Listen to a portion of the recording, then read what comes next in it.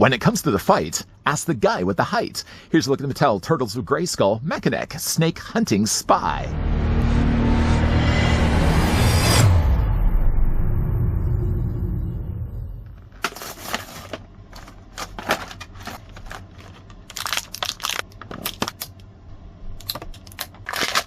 Nobody knows how truly dangerous the snake men are more than Mekaneck, the snake hunting specialist, able to spy on King Hiss from a distance. Do you think if Florence Pugh was a master, she'd be called Lackaneck? Maybe not. How about, though, before we look at Mekaneck from the Turtles of Grayskull line, let's take first the tape measure and see how tall the figure stands. That was mean. The figure, though, is going to stand at almost 6 inches in height, translating, though, to a figure that's about 15 centimeters tall. It's funny that this is a Turtles of Grayskull line, and yet the Turtles seems to be the figures that I'm picking up the least. In fact, bringing in Donatello right now, I think this is the first wave Donatello, and I've only picked up, I think, like 2 or 3 of these. Actually, there's 2 figures that are part of this wave, Donatello and Raphael. The likelihood of me even picking those up are probably quite slim. Here's also what he looks like, though, with Man-at-Arms. Here's also, as well, Splinter Skull. I did also want to bring in here Meadowvale, even though we've already taken the liberty of building this guy over, the 3-4 reviews. The one thing I actually forgot to mention, though, in that review was the fact that you could take off his chest piece plate. Just detach it, basically sits inside that hole there. And like, though, Meadowvale, with Roboto, I suppose, as you're rotating it, you can also see as well it turns the gears inside. Even though I didn't mention that in the review. I did want to at least course correct myself and mention it in this review. And seeing as also we're looking at Mekaneck, it would probably make the most sense to bring in the original Mekaneck. No, I shouldn't say the original Mekaneck. The one from the Origins line that wasn't so sold separately. It got included along with the Road Ripper. The Road Ripper. Moving, though, on to the accessories that come included with Mekaneck, the first thing that will be discarded quickly is the paper pamphlet, just to tell you that, once again, you can detach the parts.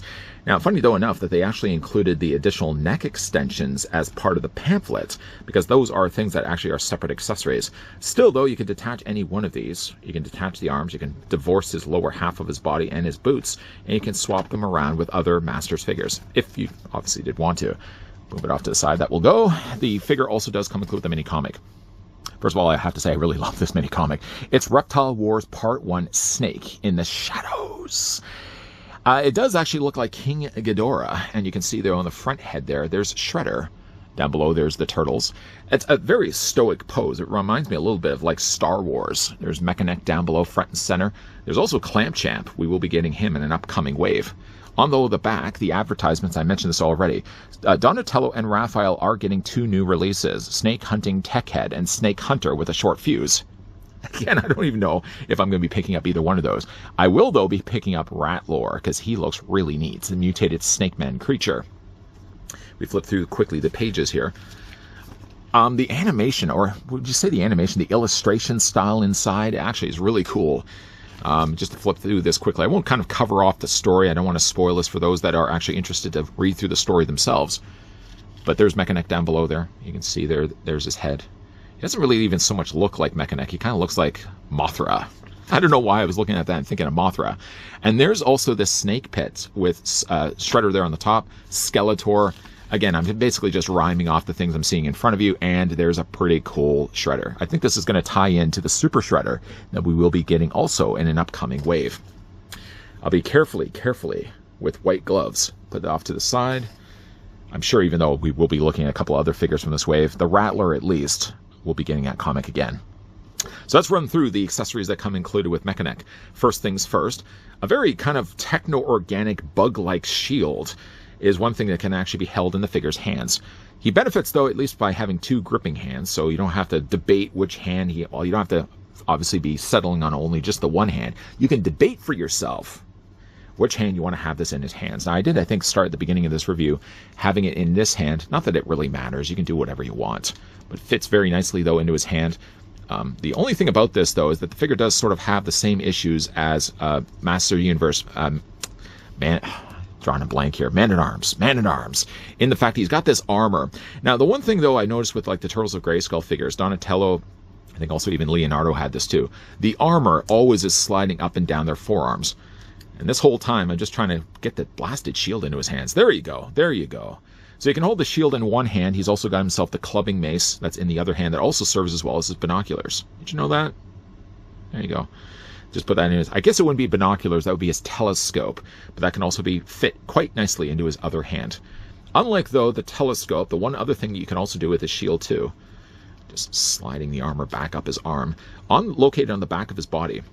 It does actually kind of look like bug eyes here, but you're going to take the pegs provided on the back. That also kind of looks a little like a face. I'm seeing faces throughout this review. Take the pegs, line them up to the peg holes. Simple shapes, everybody. Plug that in place. You can have the shield like that. The one thing, though, about the shield is that you'll see, like, the handle is pretty close. So I always kind of feel like as I'm putting this again into the holes, the handle of the shield I feel like gets in the way. Now, granted, you could also turn the shield around this way. And with this being an open area, there seems to be a better place that the handle doesn't get in the way of things. Again, you kind of just plug it in place. Again, why are we having such a hard time? There we go. It does also obviously stick up a little bit more from the back, but there's a place, at least a convenient place, to store the shield if you don't want to have it in his hands. And of course, the telescoping mallet or bat, you can also use it as a telescope so you can see exactly what he's doing. Or again, you can also put that in his hand as well. I think this is the exact same club that came included with the other Mekaneck, if memory serves me correctly. I think it's colored just a little bit differently, a little bit more of a goldish color. Other than that, it looks to be exactly the same mold. What's also carried over here to Mekaneck, let's just remove the shield for right now, is the figure does also come included with these neck extensions. Now, we got these neck extensions also with the new Eternia Mekaneck, and the beauty of these was that they were universal. So if you happen to borrow the ones over from the new Eternia Mekaneck, you could so easily then use these with the Origins line. You can also obviously here use these with the Turtles of Grayskull Mekaneck. They seem to be sculpt-wise the exact same. Even though, like, really it'd be nice if they had one that was just a consistent pole, because obviously if you're attaching one on top of the other, it's this weird sort of sectional piece that's in between both. Doesn't matter if you have it that way, it doesn't matter if you have it this way, it works the same way. Simply just take and detach the head. And if you've picked up enough of these, this would be like Stiltman from the Marvel Legends. You would just have, like, you could be the guy that's bragging online, hey, look at my Mekaneck, it reaches to the sky. Everybody's kind of looking around at each other like, look at this loser who's just bought, like, what did he buy, like 20 of these things just so he can have the longest neck? It's Big L. Anyways, though, not be the Big L. You're going to go ahead and just take the head, attach the two neck pieces, and then you just attach Mekaneck's head to the top of that. Now, you don't have to go this high if you don't want to. You could separate this by half and only have really one head piece if you want instead. If you want to see what that looks like, more than happy to oblige. So we'll just remove that one off to the side, pop this in place, and now you can have a single neck instead. For me, when I tend to display like the Mekanecks, even like this one, this guy actually was on my shelf for a while. I didn't even have any extra neck extensions onto him, but I think if anything, I probably would end up just doing one. I'm not going to be the guy that's bragging online that my Mekaneck reaches to the top of my ceiling in my living room. So that's a Big L. I don't want to say that. It's not a Big L. But let's go right now at least. Remove the neck pieces. Put that over here. I actually did want to show you guys what the head sculpt looked like before we actually put it back onto the ball joint. Just once you do that, though, it kind of hides a little bit because he's got this front mouthpiece. It's actually not that much different, really, than the Origins version of Mekaneck. Although you can see there's a lot more armor going on here. But it does have very similar style of details in the fact that he have this extra little piece that goes on the front of his face. This was the same torso piece that got lent over to Stinkor. Stinkor also had this as well. I don't know if this is going to get borrowed over to any other figure. What's neat, though, he's got these little fans on the side. Even though if they down the road, I mean, if they want to borrow the same mold in the same way that the Origins did, maybe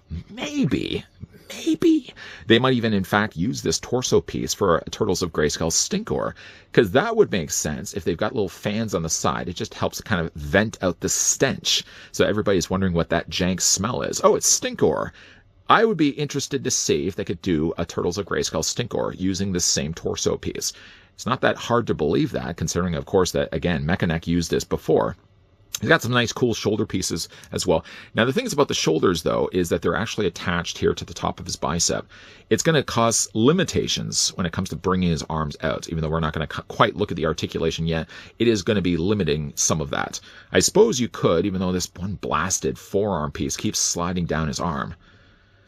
You could probably, I suppose, detach the arms. Let's just do that right now. And yeah, you probably could just slide that off completely if you want to. I do like the look of it, so I think I'm just going to leave it on myself, but there's the option available if you want. The thing I do really also like about Mekaneck is the colors that they chose for him.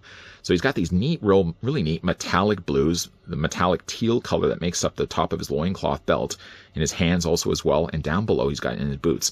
He's got a lot of cool packed colors going on here. So he's not simply just obviously, I mean, clearly I don't think they've used anything at all from the original Origins. Everything is new from top to bottom. Maybe the loincloth is about the only other thing I would say. Now for the figure's articulation though, going back to Mekaneck, the head's going to rotate somewhat all the way around. It's going to get a little hung up by the fact he's got these side collar pieces sculpted there and sculpted there.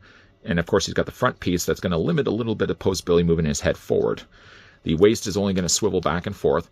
But again, here's where the limitations kind of come into play. I mean, you can rotate his arms, but it really gets kind of rubbed up and kind of in place here where you can feel like everything is wanting to fight with one another. The shoulders want to fight with the torso.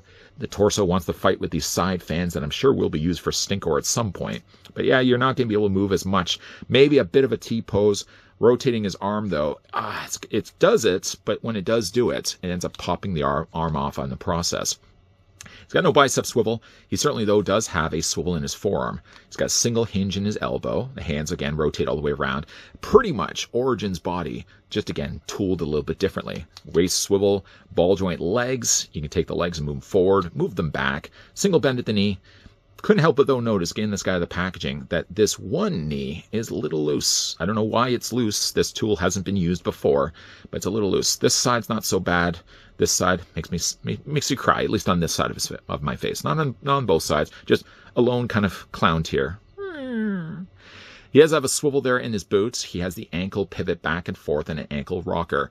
Being that they're also using this type of plastic, to be expected, there's a little bit of marbling you can see there in the plastic itself.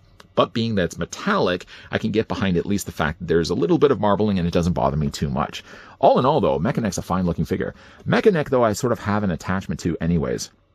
Even though I was collecting quite a lot of Master Universe figures as a kid. I get this guy just to stand. Mekaneck, I think, was in fact the last Masters figure I had in my collection. Again, also you can use the same neck extensions that came included with the Turtles of Grayskull variety if you want to add it on to this guy. But I do really, again, like the look of him. There's enough there that I still feel he looks like Mekaneck while still improving the mold vastly. Of course, with the accessories, the figure does come also included with the shield. If you don't want to choose to use this shield, you can also easily attach it onto the back of his body.